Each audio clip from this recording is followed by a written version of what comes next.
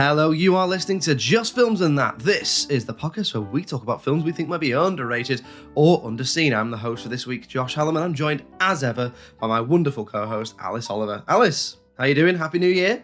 Happy New Year. Ready for a new year. I'm so ready for 2024, as crazy as that sounds. Yep. But there we are.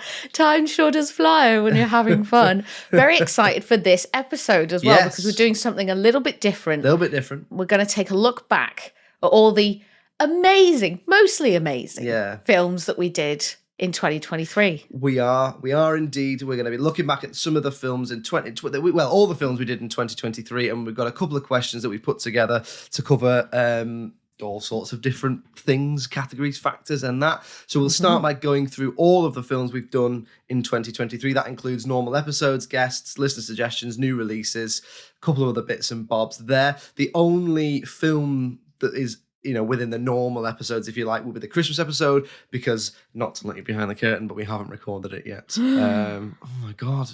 It's not live. God. It's not live. This is how stuff works, isn't it? It's crazy. Oh, no. And then any film that's basically released, let's just say any new release from December, we haven't been to the cinema to watch yet. So guess when we might be recording this. But anyway, so Alice, if you want to take us through the first half of the films that we did in 2023, and then I'll pick up where you leave off. Certainly. So these are the films that myself and Josh have picked throughout 2023, and I'm going to do this as fast as possible, so keep your ears peeled so you can catch all of them. Pirates in an Adventure with Scientists, Ace Ventura, When Nature Calls, Basketball, Blockers, Long Time Dead, You've Got Mail, The World Is Not Enough, Runaway Train, Pride, Pink Floyd, The Wall, The A-Team, Super Bob, Freaky Friday, Van Helsing, Free Willy, American Psycho, Waterworld, John Tucker Must Die, Punisher, Warzone, Beethoven, Mike Bassett, England Manager, Confidence, Fantastic Four, Rise of the Silver Surfer, Inside Llewyn Davis, A Hunchback of Notre Dame, I, Tonya, Action Force, The Movie, Man of Steel, Kindergarten Cop, and Happy Feet. Yes, there we go. Hopefully we've not missed any in there. So what a selection. What a selection. I know, what more could you want?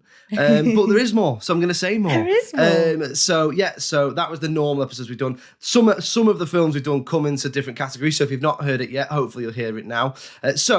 Next up, we've got the listener suggestions, classics, and others. We've got Rashomon, Reign of Fire, Grosse Pointe Blank, and Ghostbusters. The guest films, we've got Quickly Down Under with Jamie Allerton, The Guard with Vittorio Angeloni, Major League with Carl Donnelly, Feel the Dreams with our mate Pav, Notting Hill with Kate Mason, The Kings of Summer with Connor and Jamie from Kindling, Freebie and the Beam with Rich Wilson, Thunder Road with John Agassiz, The Founder with Kevin Goatee, The Silence of the Lambs with Pierre Novelli, The Prince of Egypt with Matt Page, which Alice was not here for, Cyrus with Kimberly Harris, The Crow with Chris Glasson, Little Joe with Aviana Snow, and Get Over It with Rihanna Dillon. We've also got some new releases that we covered, including Spider-Man Across the Spider-Verse, Dumb Money, Empire of Light, The Whale, Ant-Man and the Wasp, Quantum Mania, The Flash, Mission Impossible, Part 1, Dead Reckoning, or probably just called Dead Reckoning now because of the second one on the right strike or something like that. Barbenheimer, which is Barbie and Oppenheimer, remember that. Killers of the Flower Moon, The Marvels, and The Killer. Then the other film, obviously we haven't done, is our Christmas special. And then the final film that we have covered was our first ever Spotlight On episode, which was The Other Fellow. So there's two episodes that Alice was not here for, which were The Other Fellow and The Prince of Egypt, which I don't know if Alice has seen. So if she doesn't pick them, it's because she hates anyone who comes on the podcast and doesn't really like films in general. Accurate. So then, Alice, should we take it in turns to ask questions? Okay, go on. Do you want me to do the first question, or do you want to do the first question? No, you take it away, Josh. Okay. So, first question then. Okay. What is the most underrated or underseen film we've done this year? We're starting big. It's literally the concept. Okay. It's literally the concept. It's not this year, it's last year. These are all 2023. But as we've said, letting you behind the curtain, we've recorded this not in 2024 because we're busy. We've both got jobs and other stuff going on. So what is the most underrated or underseen film from the year 2023? So in my opinion, I believe the most underrated film of 2023 that we covered it's Beethoven. Beethoven, my choice, Beethoven, The Big Lovely Dog, which and I went into it open-minded thinking, is this my rose-tinted goggles? Have I just got, this childhood memory of it being good? And actually, I thought it was pretty damn great. And on IMDb, it got a 5.7, and then on Rotten Tomatoes, the audience gave it 36%, and the critics gave it 31%. And I think, for me, this is maybe a 7 out of 10 film. So for me, Beethoven is definitely my most underrated film of the year. okay, So what about you, Josh? What is your answer to that So I've question? done my best to prepare this, but you know what I'm like. However, I will make this commitment. I will always, if I say more than one, I will pick one. Land on one. I will land on one. So for me, I still think American Psycho is underrated. Wow. With Okay. 7.5 out of 10. Yeah, sure. But this may be a little bit of personal preference. So my choice is, and again, there could be a little bit of recency bias here, but I did look through the list and I did give it a good hard look. I'm still really shocked at the Kindergarten Cop reaction. Okay, yeah. Because I think we both went into that thinking this is a fairly beloved family film. And it got really poor scores, right? Lower than I would have expected. Yeah, I was so surprised. Yeah. I think that's my answer. Now, again, it might be recency bias, but I think my answer is Kindergarten Cop. I should just say before we go on, by the way, I've got a little bit of a cold, which is why my voice sounds a bit weird. So sorry, I know I usually have such an attractive voice. I'm like George Clooney. But anyway, okay. So yours is Beethoven. Mine, I'm going to say Kindergarten Cop. So we've gone family. We've gone down the family route. Family films, isn't it? And Couple of usually family me guys. loving my violence and my darkness. I know, So yeah, there we go. yeah. That's a nice change. The thing with Kindergarten Cop as well is that was similar again to Beethoven. I went into it thinking, oh, it's just going to be a bit fluffy. The script, the concept, everything is just going to be like a bit mid. And I came out of it and I was like, this is actually a really well-made film. And all the filmic components that go together to make it were And the actually really genres strong. and- Yeah, I the was so different genres, surprised. There was yeah. the only issue I remember us having was like there was just some bits that were more adult that weren't needed. Yeah, That they could have just cut, a bit of but, conflict. but yeah. equally it wasn't egregious or anything like No, that. no, So didn't ruin it for me. Beethoven for you, Kindergarten Cop for me. We both love big leading men, Absolutely, big fluffy absolutely. dogs, I can big get Austrian behind men. that. Yeah. Okay, well, okay. I mean, me and Arnie, you know. You love Arnie, don't you? Okay, so our next question then Question two. is we're gonna go and go and have a look back at our guest choices. Now, what I love about when guests come on the podcast is usually one of two things happen. Either they bring something to me that I've never heard of or never seen, and I'm like, oh my goodness, where has this film been all my life? Or they pick a film that is already on my list and I feel vindicated and justified. And I love it when that happens. So what is your favourite guest choice of 2023, So Josh? should we remind the people exactly just what the guests chose, or shall I just say? I think you've already done that at the beginning of the episode, didn't you? Yeah. Don't retread old ground. I mean, I know we're talking about everything that happened last year, but come Before on. we talk about the films, let's talk about the guests. Who was your favourite? No, I'm not going to. Absolutely not. Who They did were you dislike the all- most, and why is it Jamie? No, didn't dislike. I loved them all. I thought they were excellent choices, all really great fits for the podcast as well. But anyway, yes, we always get good guests. And we obviously thank you to all the guests for coming on.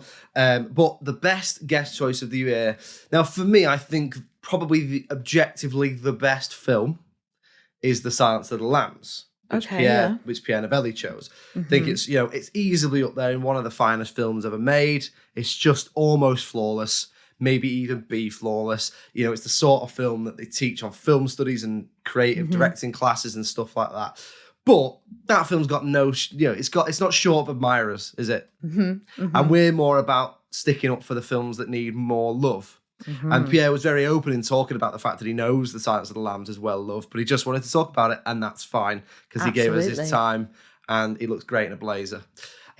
So for me, in the spirit of the podcast, I'm going to say The Guard, which is what Vittorio chose. I really enjoyed The Guard. Yeah, it was good. Funny. I thought it was engaging. I think more people should see it. So I'm going to say The Guard. What about you? Best guest choice of 2023? So this wasn't difficult for me at all. It's Thunder Road, chosen by John Agassiz. I mean, what a masterpiece. And when we looked into, the box office or how much money it made, it made barely anything. 20 quid or something, didn't it? And no one's ever heard of it. Nobody's seen it.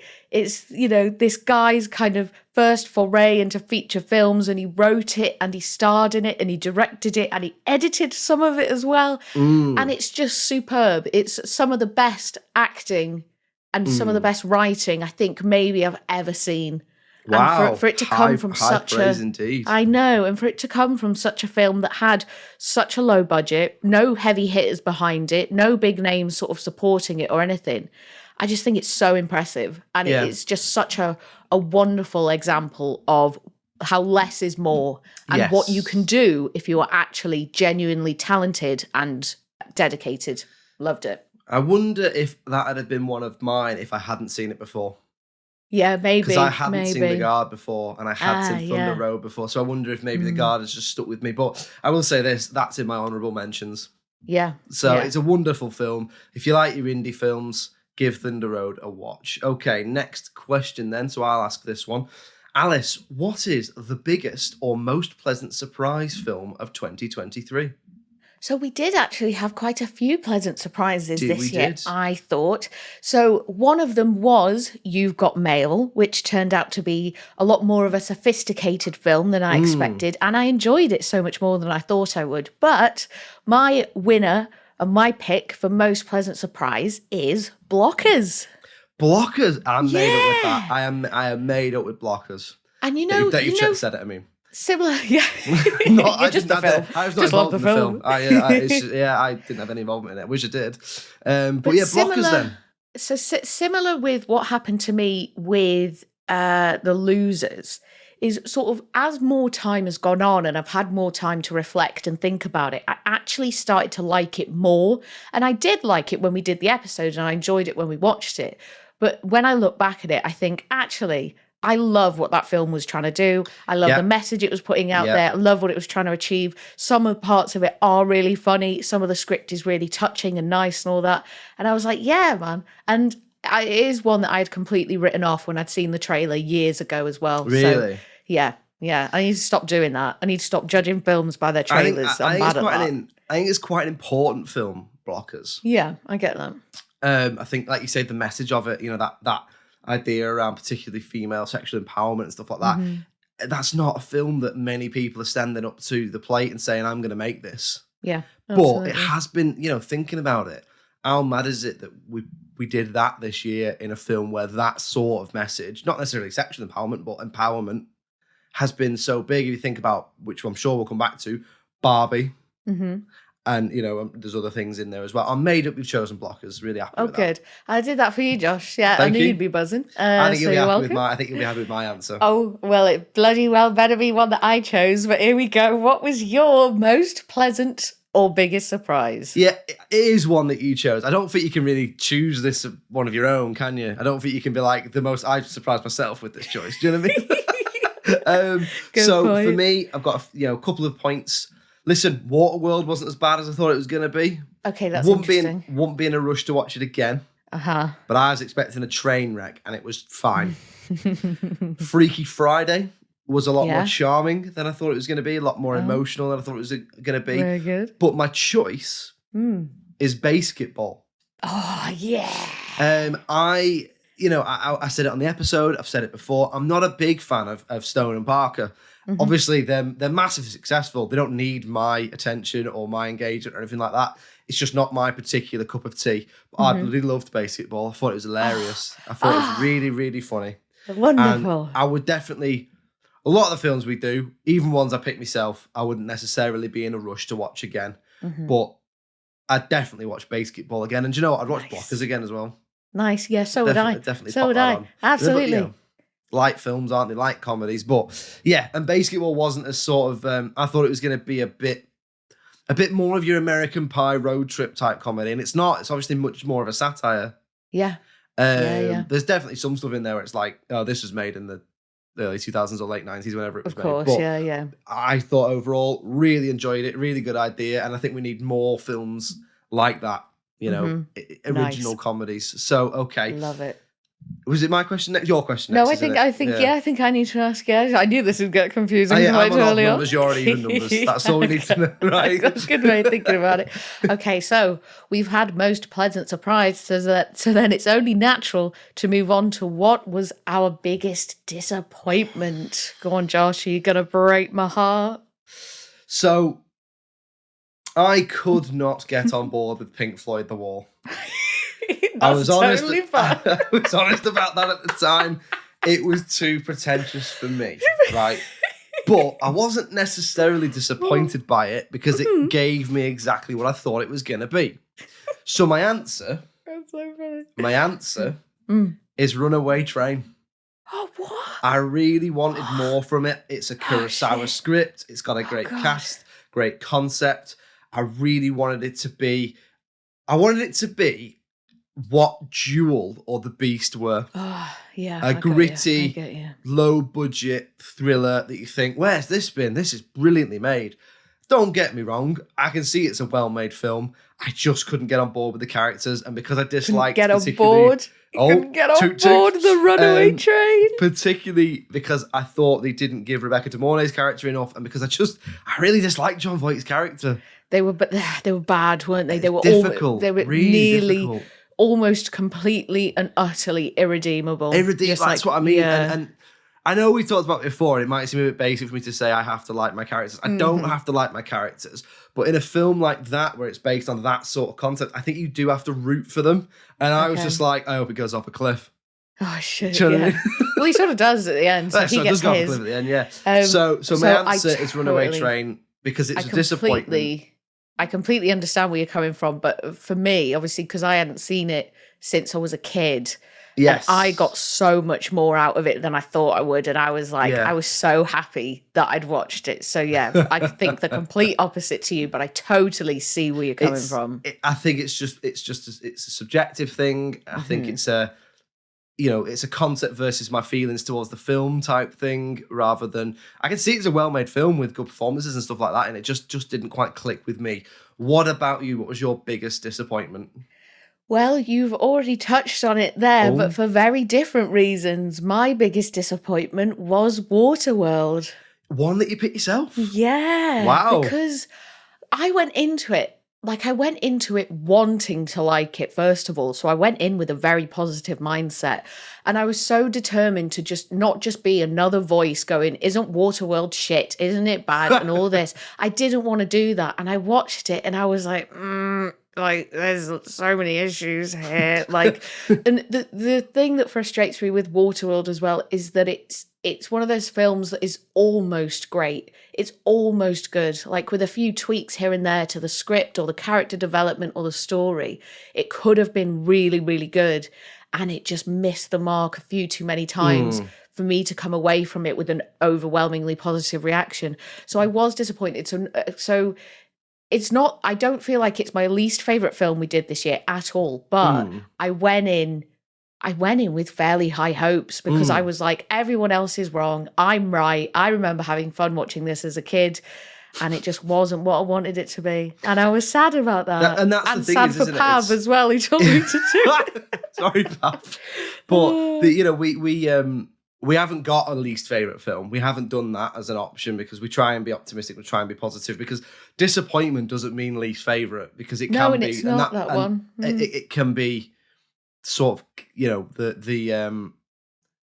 the film that promised the most and delivered the least.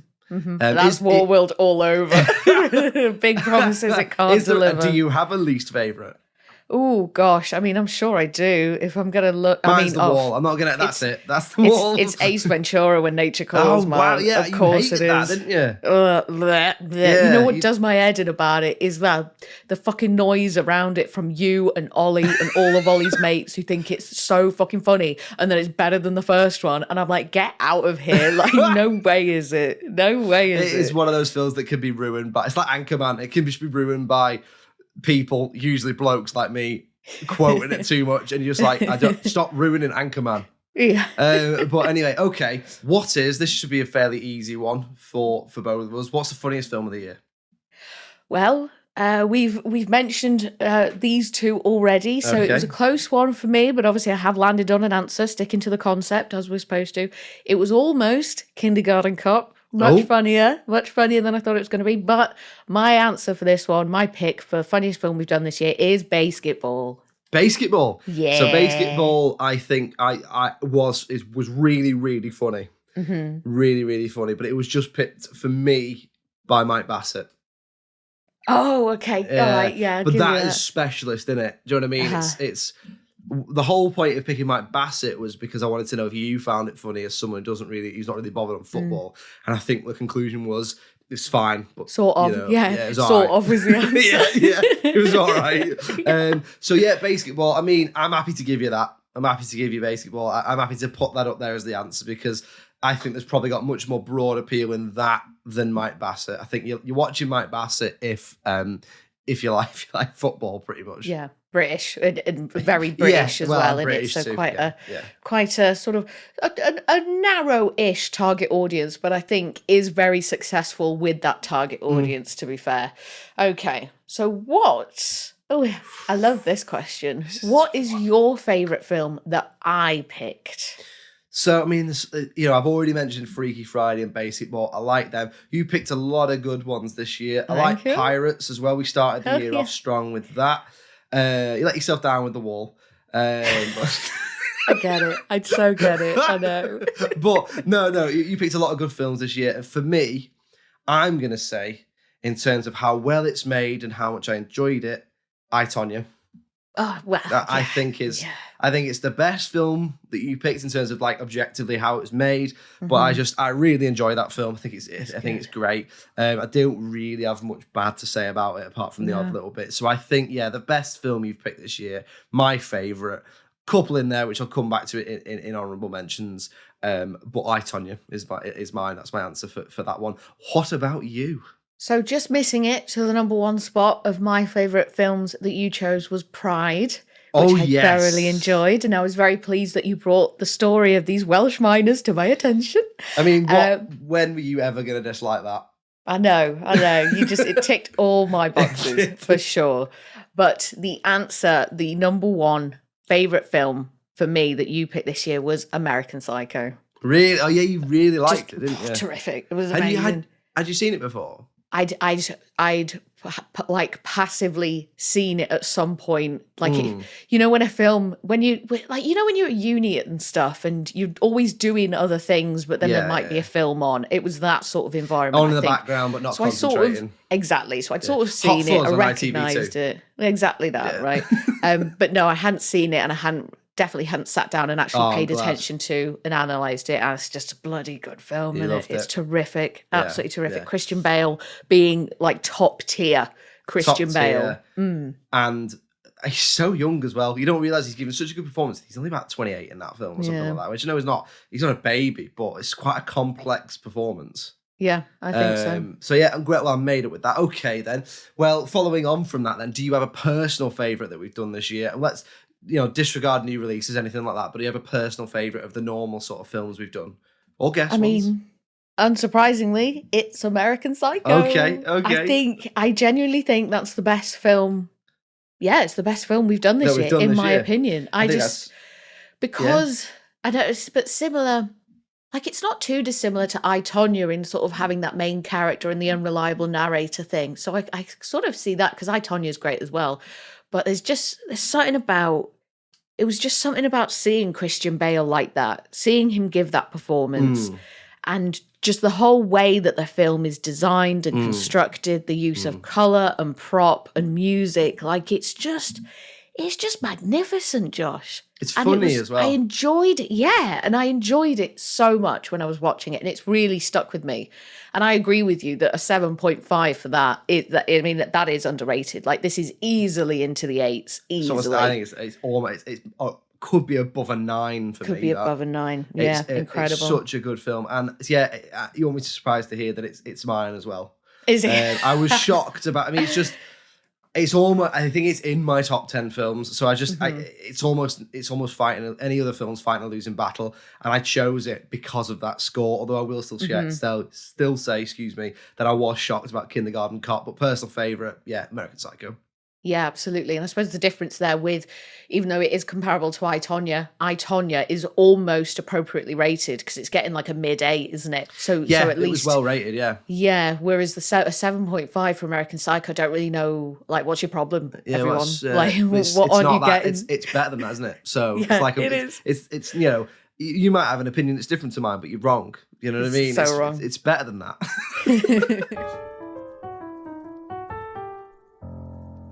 So on to our final couple of questions now. And what we want to know, Josh, is what your favourite new release was this year that we Favourite of the covered. new release. So we've done quite a few this year. So I am also, I'll say this in the next one we do, but I'm going to stop calling them new release specials because I'm doing them as often as I can. So they're not really specials anymore. They're just Not reviews. special anymore. Nothing Yeah. special anymore to us. Nothing sacred. So what we've done this year is Spider-Man Across the Spider-Verse, Dumb Money, Empire of Light, The Whale, Ant-Man and the Wasp, Quantumania, The Flash, Mission Impossible, Dead Reckoning Part 1 or just Dead Reckoning, Barbie, Oppenheimer, Killers of the Flower Moon, The Marvels and The Killer. That's what we've done at the time of recording. For me, it's got to be Barbie. It's got to be Barbie. And a lot of that, I mean, the film itself is really well made. It's really funny. It does some really good world building. But I just have to say that the phenomena around it was so refreshing. And to see people in the cinema who may not normally go, I think I don't know if it would be over dramatic to say it will be looked back on as a turning point. But as I've said before on this and other podcasts, I really hope that they get the right message from that, which is make films for everybody. And then people will go to the cinema. People won't go to the cinema if you make something that is A, not engaging enough to not wait for streaming, because you only have to wait 6 weeks or something now. And B, if you don't make anything for them. You know, we hear about the silver dollar and the silver pound because people will go and see films that are made for them. Well, that's what Barbie was. So, you know, the message is not let's make more films about toys. It's let's make more films that people will go and see. And I just love Barbie. I thought it was really, really good. Have you seen it? I haven't seen it yet. Oh. It's about to drop, or it has dropped on streaming, so we will watch it. It's really good. I'd be interested to know your thoughts on it because seeing it in the cinema with, I don't think it's not a surprise to say, mainly women, but of all ages. You know, we were sat on a row of 3 and my partner was sat with me wearing pink, but next to us was a sort of lady in her 50s or 60s who appeared to be there on her own. And she was she might not have been, but it's irrelevant because she was just chuckling away all through the film. Equally, the worst, you know, there are some jokes in it that probably are play a little bit older than you might think. But as I left, there's 4, 5, 6-year-old girls just absolutely hyper about how much they love Barbie and all that. That's cool, and I just thought the whole phenomenon around it. Yes, the Barbenheimer thing was funny, and you know, let's see what that'll be next year. But I think Barbie sits alone in terms of audience engagement and stuff like that. So that would be it for me. What about you? Of those new releases, what would you pick?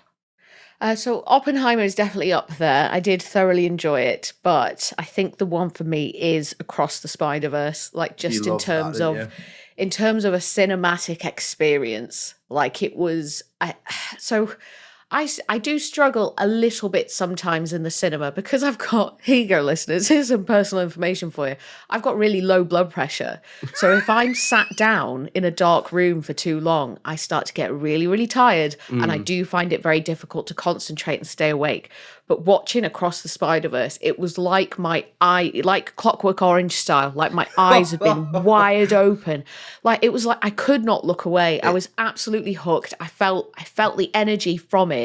And I just thought it was excellent. Obviously, you are hugely bombarded like with the sounds and the images. Like the way that the animation moves across the screen is at lightning speeds, and it's like a blink and you'll miss it sort of thing. Like it's so busy it's and not so one to fast. watch just before you go to bed.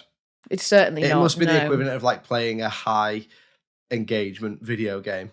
Yeah, definitely. Like, or playing Twister, also high engagement and incredibly physical. Yeah, but it's that sort of the thing. game Twister, yeah, absolutely. Yeah, whatever you say.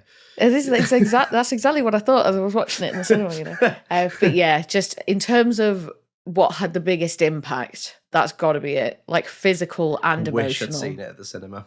Yeah, it was. I was all set something. to go, and Yeah. I just wasn't feeling so good.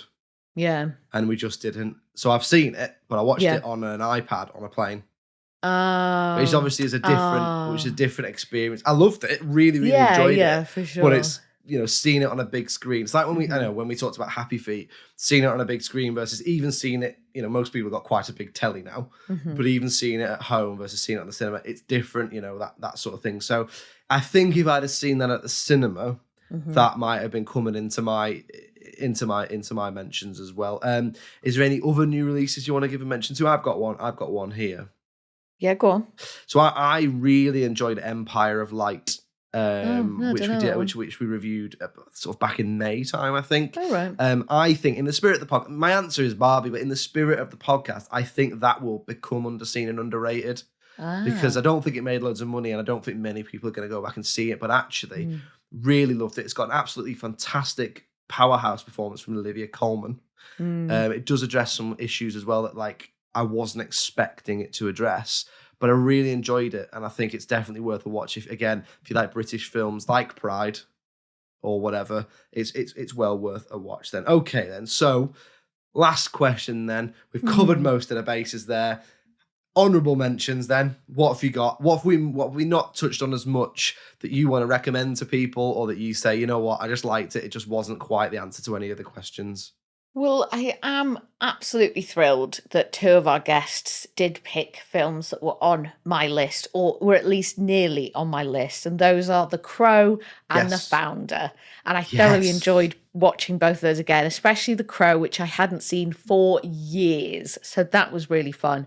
And I'm just absolutely thrilled that I finally watched Silence of the Lambs, Field of Dreams, and Ghostbusters, even though my reaction to Ghostbusters wasn't, it wasn't 10 out of 10 or anything, but I was just pleased that I'd finally seen it, because there's just so many films that I haven't seen that Yes. people go, what?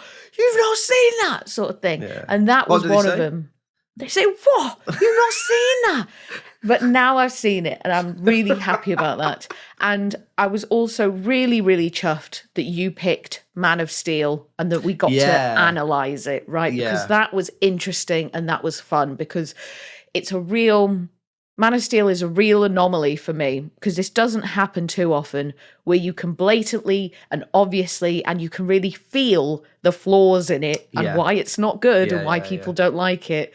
But I still like it. Still and bloody it's like really it, eh? weird, and I don't get it. What about you, Josh? What are your honourable mentions? So the Founder's on my list. So in terms of the guest episodes, both The Founder and Thunder Road are on my episode, are on my honourable mentions. Blockers is on here because I think it's worth people's time. John Tucker Must Die and Freaky Friday as well. I think we've made a little bit of a point with those films that they have their place. And they're very easily put down and very easily written off as, teenage trash, whatever you want to call it. But, they're for a particular audience, and it's really important that, we're all about here that, films are for everybody. So, you can't just write it off because you think it's for a teenager, particularly a teenage girl, and that's not for you, when the most successful franchise of the last 10 years being the Marvel franchises, a lot of it is aimed at teenage boys. Or young boys, do you know what I mean? So I think just hammering that point home one last time. Those films have a place, and you know what? We'll probably bloody pick some more next year. I hope so. I enjoyed doing the Fantastic Four films again. Actually, it was Yeah. interesting to revisit them and go, well, these aren't actually that good, but they're not that bad either. Yeah. They're not that bad. They're just They're not there. good, but they're not and that bad. If they turn around now and went, fuck it, I'm going to use the same cast again, I'd be like, fine. Yeah. Let's see what they've got.